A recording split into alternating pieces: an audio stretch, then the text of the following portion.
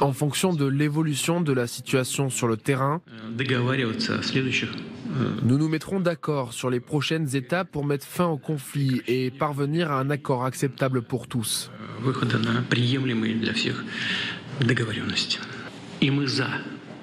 C'est vrai que ce serait bien d'atteindre cette trêve pour 30 jours au moins, et nous sommes pour.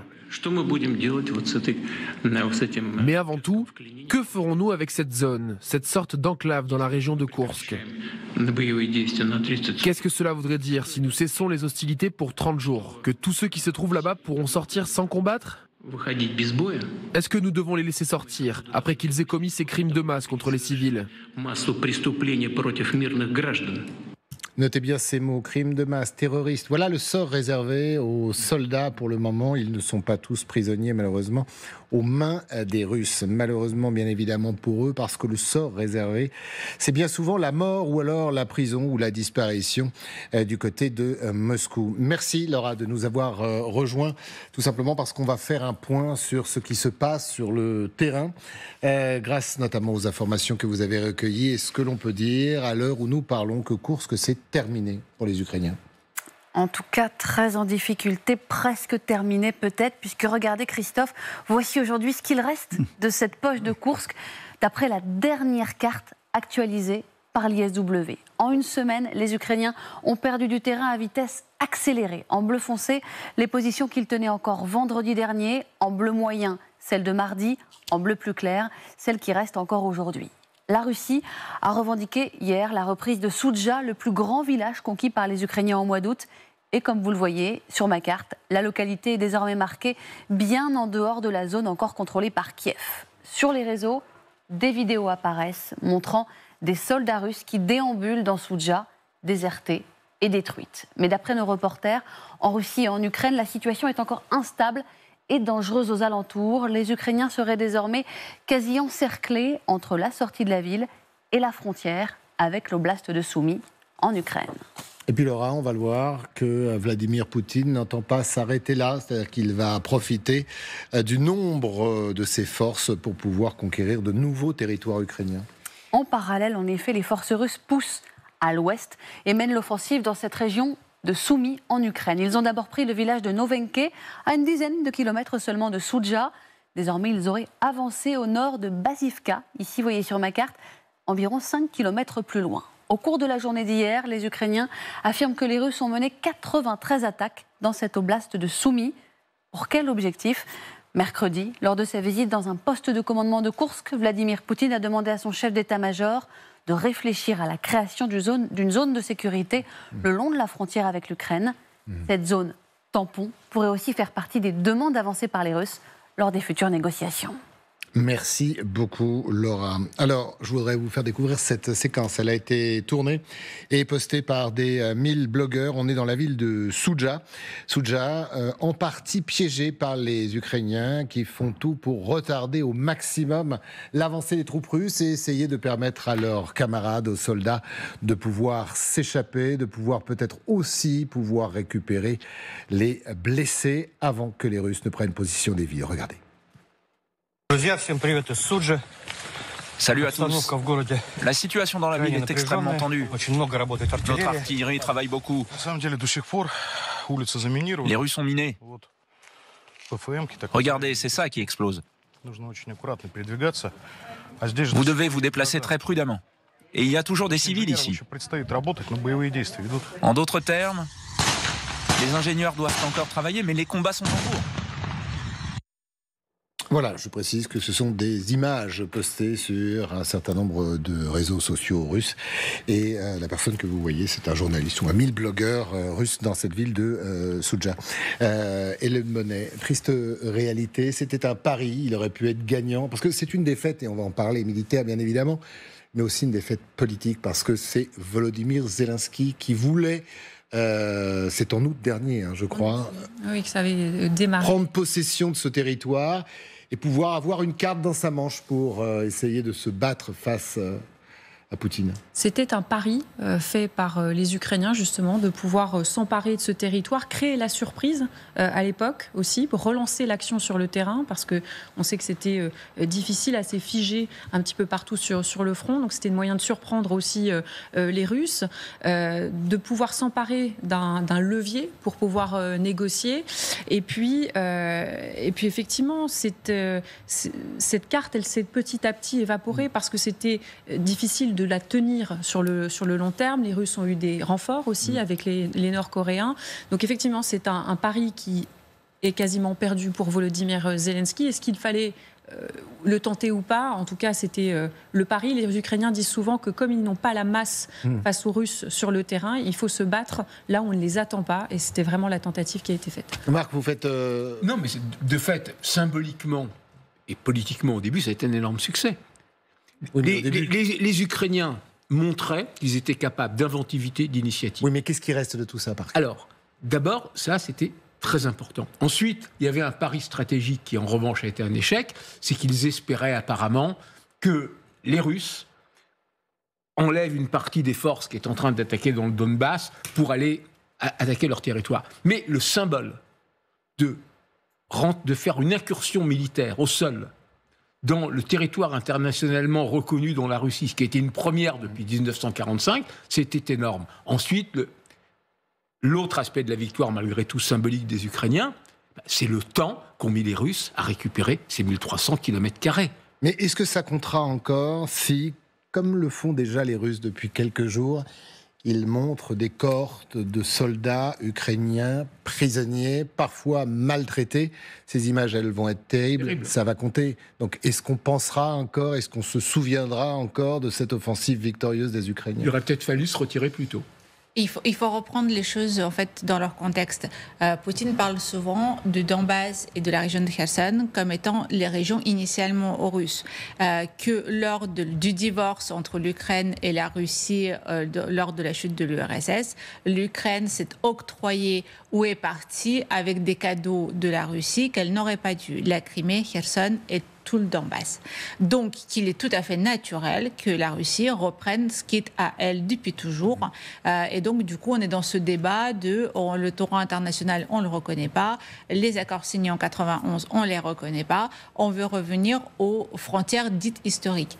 Kursk, historiquement, aurait été une région ukrainienne. Et donc, Zelensky a dit, OK, vous voulez jouer à ça, nous, on va reprendre aussi ce qui est... Avec vos mêmes cartes. Avec les mêmes cartes, on va reprendre ce qui est... donc, symboliquement, si vous voulez, il y avait un vrai enjeu en disant, il y a eu une époque où cette région-là, ce territoire-là appartenait à l'Ukraine historique, donc on va reprendre ce qui est à nous. Ce que Poutine n'a pas aimé du tout comme réponse. Donc, du point de vue stratégique, effectivement, ils n'étaient pas capables de prendre toute la région et de la tenir. On le voyait bien dès le départ. Mais l'effet de surprise, l'effet de réponse du berger à la bergère, le fait qu'ils aient réussi à tenir le temps qu'ils ont pu tenir, c'était déjà une victoire du point de vue psychologique et politique. Oui, Valéria, j'entends, mais...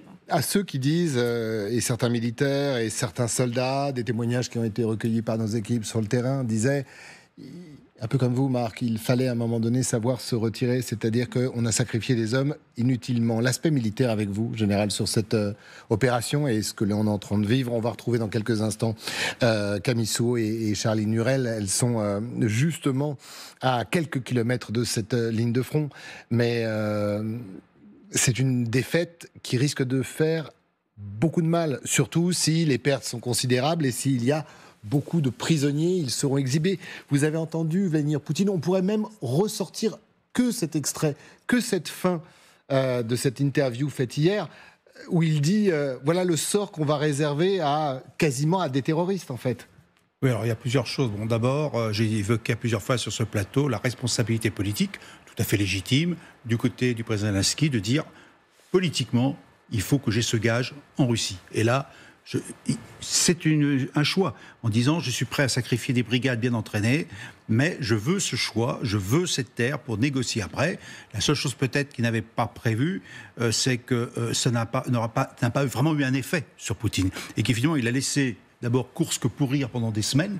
C'était pas son sujet. Ça ne rapporte rien. Il n'y a pas d'industrie. Il n'y a rien. Comme la population russe. Comme la population, rien. C'est une zone finalement assez déshéritée, donc on laisse. Ensuite, militairement, il est certain que autant j'admets qu'il y a eu une victoire par la surprise, je dirais, sur les 5 à 6 mois qui viennent de s'écouler, aujourd'hui, ça va se transformer en défaite militaire. C'est peut-être la seule vraie défaite militaire que finalement Zelensky va être obligé d'accepter parce que Poutine a sa victoire. Il a eu nulle part ailleurs. Là, il a une victoire et c'est ce qu'il va vendre auprès de son opinion publique russe, d'une part, pour dire voilà, on a eu des pertes, mais vous voyez, on les a eues. Et puis, en plus, on a libéré notre territoire parce que c'était quand même un affront pour Poutine. Tout à fait. Il s'est mouillé, il a mis du temps. Voilà, c'est pas glorieux. Donc on est bien dans une victoire, et puis surtout, rappelez-vous, la visite de Vladimir Poutine sur le champ de bataille, c'est la première fois qu'on le voit sur un champ de bataille de mémoire depuis 3 ans. Donc on voit l'importance qu'il a donnée. Hier en uniforme. En uniforme, en militaire, oui. Bon, même pour un gars du KGB, enfin bon. Donc il est venu à Kursk, ou à tout hasard, on sait jamais. Donc il a fait ça. Bon, maintenant, vous avez raison de souligner aussi, quand on va peut-être avoir les nombreuses images qui vont commencer à circuler sur les pertes ukrainiennes sur le terrain. J'ai lu qu'il y avait jusqu'à 20 brigades qui ont été engagées, dont sans doute pour un mouvement tournant sur le territoire. Moi, j'avais estimé une 8aine de brigades. En gros, 20-25 000 hommes qui auraient été engagés, en gros. Donc, on va voir les pertes qu'il y aura et les pertes en matériel. Et puis, dernier point, ce qu'a dit Marc Sebot, très justement, il y a un moment, et moi je disais il y a 15 jours, 3 semaines, quand on a vu comme la pince se mettre en place, il était temps de se replier, parce qu'il n'y avait pas le choix. Et qui est une vieille technique russe, employée maintes et maintes fois depuis 3 ans. Elle n'est pas que russe, dans toutes les batailles. Non, mais depuis 3 ans, ils le font. Voilà. Ils ont fait le coup à chaque fois. Quand on contourne les lignes de l'adversaire, et qu'on voit ces lignes de communication qui commencent à être frappées, que finalement l'espace se réduit derrière et qu'il faut commencer à s'en aller. Et je finirai là-dessus, ce que vous avez souligné sur ces combats d'arrière-garde qui sont menés par les forces ukrainiennes, c'est leur job. Ils disent on va tenir le plus longtemps possible pour que le reste des troupes sur le terrain puissent effectivement partir avec le moins de pertes possible. Hélène. Et puis il ne faut pas que les Russes en profitent pour finalement s'enfoncer plus loin, parce que j'imagine, je parle sous votre contrôle, que le fait de se retirer peut créer aussi des fragilités. Vladimir Poutine parle de créer une zone tampon. On entend le fait sur le terrain que certains villages sont évacués. Peut-être que les Ukrainiens craignent aussi, et on verra si c'est ce qui remonte du terrain, que les Russes puissent s'engouffrer. Alors, sur le retrait des troupes, il y a une technique que tout le monde utilise. Quand une troupe bat en retraite, il y a une troupe qui l'attend et qui laisse passer la troupe en retraite. C'est-à-dire qu'en principe, il y a une ligne de défense qui a été mise en place pour assurer le recueil, comme on dit, pour être sûr que justement l'ennemi ne puisse pas en profiter. Alors maintenant, on va voir si cette ligne est suffisamment sérieuse pour empêcher les Russes d'aller plus loin. Je vous propose de le voir tout de suite, Général. On va retrouver Charline Hurel et Camille Souhaut. Merci beaucoup à toutes les deux. Elles sont à Soumy. Juste, Charline, quel est le point, quelle est la situation autour de vous ? Et vous l'entendez peut-être, cette sirène qui est en train de retentir. C'est très fréquent ici à Soumy car il y a de nombreux bombardements, intensification des bombardements, nous disent les habitants depuis plusieurs jours. Cela correspond aussi à la situation qui est près de la frontière russe, notamment vers les territoires de Kursk où là les militaires nous décrivent des combats meurtriers. L'une des pires batailles qu'ils ont vues depuis le début de l'invasion totale ici en Ukraine. Et surtout l'impossibilité d'assurer la logistique. Pour les militaires, c'est bien leur plus gros problème car les forces russes ont coupé les axes logistiques, donc pour apporter les munitions, pour aller chercher les blessés, pour se rendre sur les lignes de front, c'est devenu quasiment impossible et surtout les Russes contrôlent entièrement le ciel avec leurs drones. Voici un peu l'état des lieux qu'on a. Alors les autorités ukrainiennes ont bien ordonné l'évacuation de 8 localités autour de cette frontière car les combats sont de plus en plus intenses et se rapproche aussi de la ville de Soumy.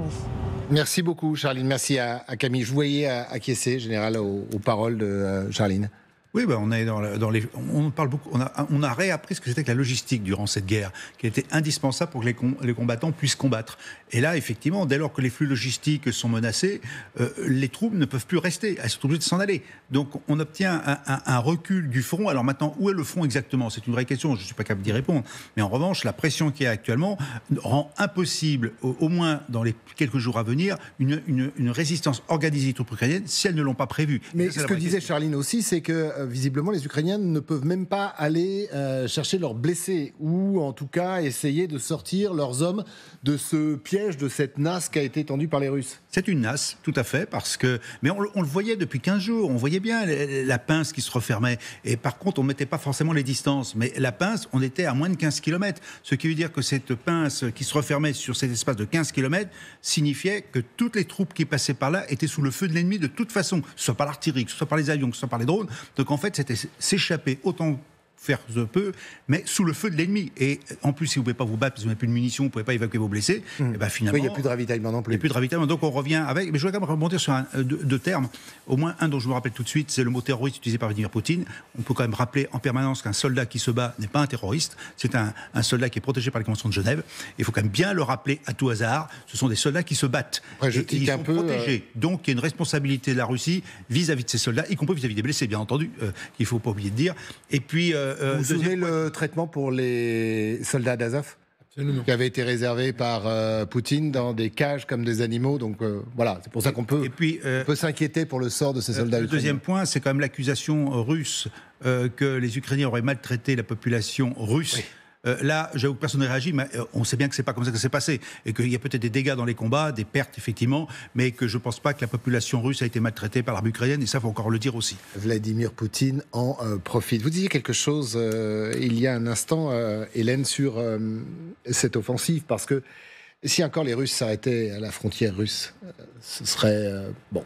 Voilà, c'est une défaite, elle aura des conséquences, peut-être politiques, on peut en parler d'ailleurs dans un instant, mais les Russes poussent, les Russes essayent de s'infiltrer dans une autre région, soumis, essayent de rentrer pour le coup sur un autre front en territoire ukrainien. Voilà, on ne peut que se baser sur ce que dit pour le coup Vladimir Poutine, cette zone tampon, il ne dit pas exactement... on sait qu'il y a des combats, enfin, Charlie nous le disait, voilà, on sait que les Russes poussent, ne vont pas s'arrêter à la frontière entre la Russie et l'Ukraine. S'il y a une opportunité, évidemment, ils vont essayer de pousser, ça c'est une évidence. L'objectif au début de l'invasion, c'était d'aller jusqu'à Kiev, donc pourquoi s'arrêter s'il y a une opportunité ?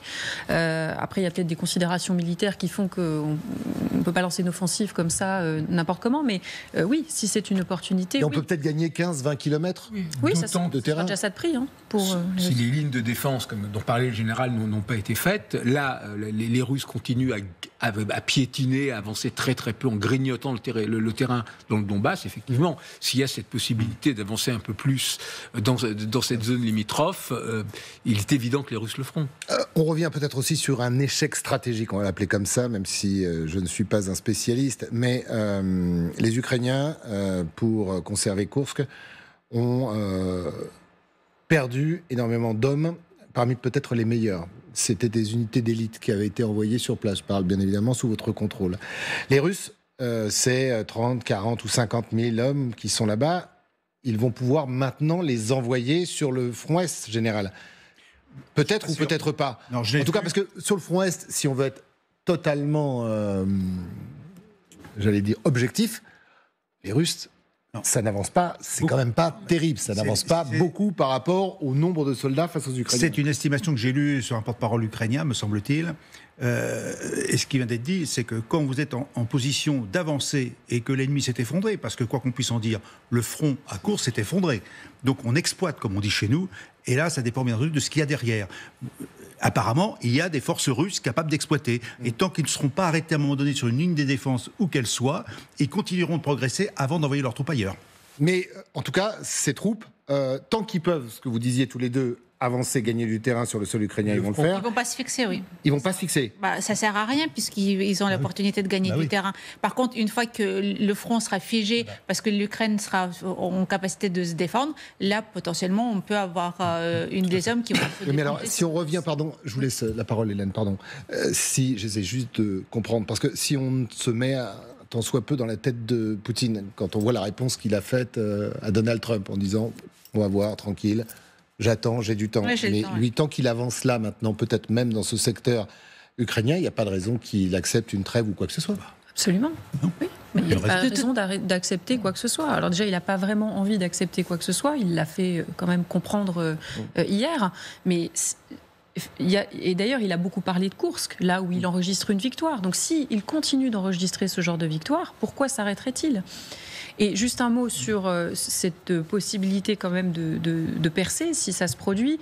On voit que les Russes n'avancent pas beaucoup sur le front de l'Est. Il y a quand même une réalité depuis le début, c'est que les Russes ne peuvent pas pousser partout au même moment. C'est-à-dire qu'au moment où c'était très fort du côté de Pokrovsk, c'était moins fort peut-être sur d'autres points du front. Et ça a évolué comme ça à chaque fois. Donc il y a quand même une limite à cette force-là. S'engager, alors là, vous nous direz aussi, c'est s'engager militairement, peut-être avec des moyens derrière, mais il faut voir jusqu'où il pourra aller sans que ça les mette en difficulté aussi sur une autre partie du front. Il faut voir le terrain peut-être. Ça dépend du terrain, ça dépend si les flux logistiques ont bien été mis en place du côté russe, si effectivement le deuxième... Ils ont eu le temps de se préparer quand même. Hein. Oui, mais quand même, ils ont dû avoir des pertes, et depuis le temps qu'ils se battent, ils ont peut-être effectivement des capacités réduites à la date d'aujourd'hui. On ne connaît pas la réalité de leurs capacités, on n'en sait absolument rien. Là, on constate simplement qu'ils ont percé et qu'ils avancent. Maintenant, jusqu'à où peuvent-ils aller ? Normalement, une troupe, enfin des unités importantes, quand elles avancent, nous on estime que c'est entre 10 et 20, pas plus, de progression avant d'être remplacés. Donc, est-ce qu'il y a des remplacements pour pouvoir faire ça ? Donc, 10-20 km, c'est important vers Soumy, mais Soumy est à 40 km, en gros, quand même. Mais donc, pour les Ukrainiens, en revanche, la perte de ces unités, qui étaient des unités constituées, qui étaient des unités d'élite, parfois... Alors, c'est ce qu'on nous a dit, c'est ce qu'on peut croire. C'est des troupes forcément qui ont combattu, mais de toute façon, une partie d'entre elles ont été perdues. Donc on ne les aura pas ailleurs, et effectivement, c'est un affaiblissement du front dans la région. Dans un instant, on va parler d'une victoire, peut-être la seule d'ailleurs, de Donald Trump face à l'OTAN. Vous verrez, il s'est encore exprimé hier, mais juste, Valéria, d'un mot, est-ce que Volodymyr Zelensky peut souffrir de cette défaite, si défaite il y a dans les heures ou dans les jours à venir ? Pas dans le contexte actuel. Il y a tellement de pression extérieure de la part de Poutine et de Trump que oui, il va se faire secouer par son opposition, peut-être un petit peu par l'opinion publique, mais ça prendra 5 minutes. Franchement, c'est pas l'enjeu principal là. L'enjeu principal, c'est l'avenir tout entier de l'Ukraine. Et on voit bien que Poutine a le temps. Lui, il est éternel. Trump est là pour 4 ans sans compter les midterms. Peut-être 2. Donc voilà. Donc il peut faire traîner les choses autant qu'il en a envie. Et ils le savent, les Ukrainiens, et ils sont fatigués. Donc je ne pense pas que ça jouera un rôle considérable sur l'opinion publique ou sur les positions politiques de Zelensky.